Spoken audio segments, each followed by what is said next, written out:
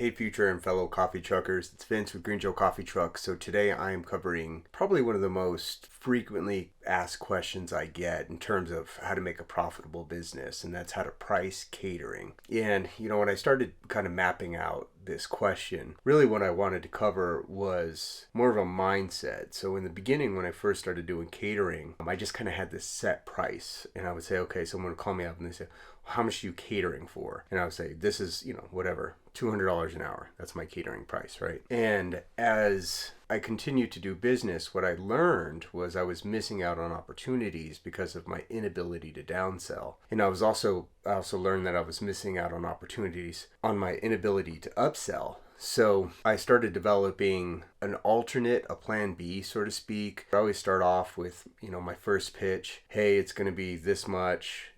Usually I would try to get $600 out of them. So it'd be $299 an hour for 2 hours. If I got the feeling that they weren't biting, I would kind of backpedal a little bit and go, oh, there's always the option of paying per cup. And they say, okay, well, how much is that? And so then we'd carry on the conversation. So, the way that I do my pricing is so that I can either upsell if I feel like the client has the funds and they want a special event. They're more concerned about creating this memory. Weddings are a very good example of that. If they're more focused on that than they are on the funds themselves, we'll go for that type of event. Sometimes it's just someone's sweet 16 and the dad only has $200-$300, but he'd love to have you come down for an hour to 2 hours. Okay, so when a customer first calls me or sends me an email, the first question that I like to ask is, who's paying for this event? Is it the customers that are buying the cups of coffee individually, or is it one client that's paying for the cups of coffee for all his customers, so to speak, the event manager? So that's the first question. Who's flipping the bill? So if it's a customer paying for the event, then I call this an event, and it goes into the category of what I would declare as, just kind of showing up to an event or doing a sponsorship for an event, any type of those. And I have a separate algorithm for that. You can get that in the Building a Business course. So if it's catering, then I'm going to go through a series of questions. The first question I'm going to ask is how many people is it? So if it's over 100 people, then I'm usually going to cut to the chase and try to do the hourly fee. $2.99 an hour is what I like to charge. When I first started off, I started off at $1.99 an hour. And then as I built my weekends and my schedule, I moved my prices up. So some of you may start a little bit lower, perfectly fine. You just got to kind of ask yourself, how much does it cost for me to get out of the door? For some people, it's going to be $300 total. If they can make $300 at a guaranteed gig, they're going to go do it. Not a problem. For some of you, it's going to be $400. For some of you, it's going to be $200. For me, it was $600. That's what I needed to get me out of the door. So $2.99 an hour with a minimum of 2 hours. Cool. If they were willing to book $2.99 an hour, minimum of 2 hours for under 100 people, great. Then we're at the end of the conversation.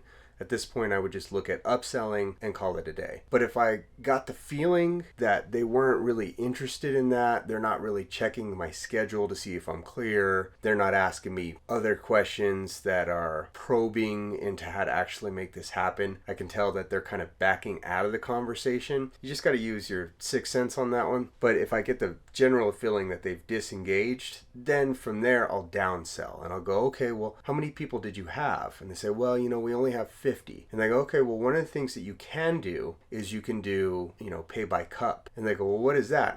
And then at this point, it's up to you. And you can try to gauge this and say, well, it's $5 a cup. So for 50 people, it's going to cost $250. Or you might say, plus a $50 setup fee. Whatever your minimum amount of money to get out the door is, that's where you need to kind of make it happen. So sometimes you could say, well, it's a minimum of 60 cups, and notice you only have 50 people. So one of the things that you can do is that extra 10 cups we'll just give you as gift certificates, and you can always cash those in at any one of our events, or if you ever see us set up out on the street, those gift certificates are valid. And so that kind of allows people to justify overpaying, if that makes sense.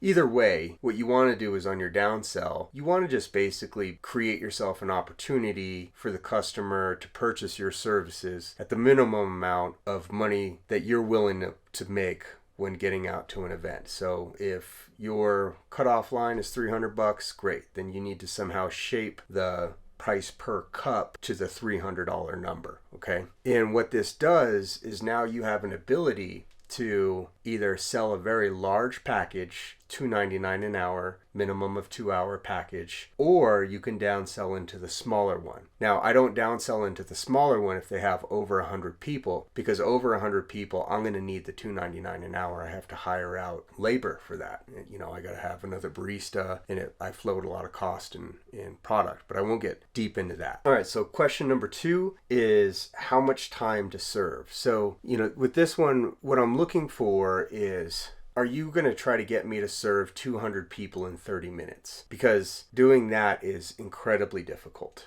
If you have like, you know, a seminar and people are getting released from the seminar and they're coming out into a lobby, okay, and you want me to have 200 cups ready so they can grab a drink and go, I have to do a limited menu. So if we have a limited amount of time, we're going to have a conversation about a limited amount of menu. Now, this is where you got to know your own production line, okay? So for me, on a 2-group, 220 espresso machine, I'm able to put out one drink every 45 seconds, roughly, if I have some help. My capacity is give or take about 100 cups an hour. So if you have 100 people, I'm going to make you give me 2 hours for full service, you know, if I'm doing a full menu, so to speak. If you're like, well, we don't have that time, then I have no choice but to limit the menu so I can get those drinks out. So that's not a problem, but we're going to have to break it down to, you know, pick 4 flavors. That way I can get all those drinks out quickly. That's the main thing. Limited menu, know your production time. If it's under an hour, that's where it's where it gets more difficult. If it's over an hour, that's perfectly fine, especially if you're, you know, getting paid by the hour. That's great, right? If you're doing it by the cup, then usually I like to have a conversation on my maximum time, because I'm not trying to hang out there all day, right? Like, so the point is to get the coffee served and then get gone. So I want my schedule, right? So usually I'll say, you know, 2 hours, maybe 3. Anything over 3 hours, I'm going to start charging them extra to be out there. So $99 an hour or something like that, right? Just to put, you know, some incentive to keep it short and sweet. Another follow-up question is I like to just make sure if it's in town or out of town. You know, if it's in town, great, there's no extra fee, but if it's out of town, there's got to be extra fee, and that depends on the mileage and how many hours I'm setting up, because I got to pay my labor hourly. So even if we're traveling, I still have to pay them. So I always try to put that into the out of town expense. I ask that question because I've had some really odd, we've been, you know, 2 hours outside of the city at 3 in the morning. That leads me to the next question. I like to ask what hours it is. If it's weird hours, I charge more. So usually like $100, or if it's really odd hours, $200. You know, if you're trying to get me out 2 o'clock in the morning, 3 o'clock in the morning, you got to pay me to do that. So all those things I like to just kind of add up to get a general quote. And then there's some other things that I do like to see if there's an upsell opportunity. So weddings are great upsell opportunities. You can do like custom sleeves for the coffees if they're doing to-go cups. If they'd like a wedding gift as a mug, I can do custom order mugs, and I'll just get them through, like, you can get them through anywhere, Vistaprint or any of the mass production places where they put the logo, and I'll do all the legwork and stuff, you know, so I don't mind that. I just upcharge them essentially. So some other upcharges that I do is food, burritos, pastries, donuts. I don't mind grabbing donuts from a local donut place on my way down there. And I'll just usually just double the price is usually what I do. But, you know, you can do however you want to do that. But I prefer things like pastries because you can get them the day before. They're still perfectly fine. So another good add-on is the sugar stencils. I don't know if you guys have messed with those, but they're these basically little cutouts, and you can use different color sugars to coat the top off the lattes so that they have different images or initials or something like that. So it's just another perk, another add-on that you can do to make someone's event special. And usually the way I like to do it is I will collect half now and half day of service. So in order to book the event, I say it's 50% down, and in order for you to get your money back, if you have to cancel on me, I need at least 7 days to fill your spot. So anything less than 7 days and that deposit's mine. And I've had to do that before and it sucks, but you know what, that's the way it goes, you know, because especially during the summer months where my weekends become very limited and I have to choose where I go. You know, it's the summer weekends. Those are time I want to spend with my family, and if not, I want to make good money. For me to just throw that away because someone decided to cancel last minute the first year. I learned my lesson from that. So at this point, it's 50% down. And if you want to cancel on me, I need at least 7 days to fill your spot, and I'll give you the money back. The second 50% is the day of service. So the reason I like that is because usually it gives people a chance to tip, and people enjoy tipping.